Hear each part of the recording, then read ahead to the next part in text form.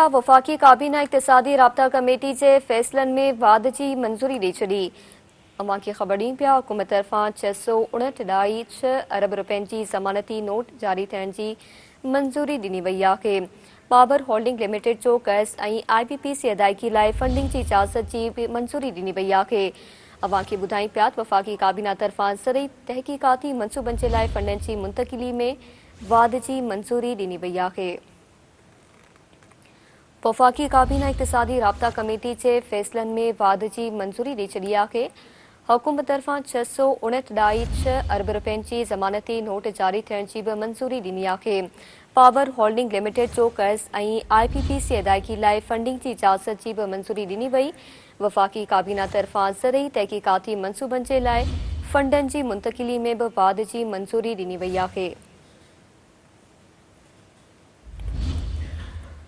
वफ़ाक़ी काबीना इक़्तिसादी राब्ता कमेटी जे फ़ैसिलनि में वाद जी मंज़ूरी ॾेई छॾी आहे।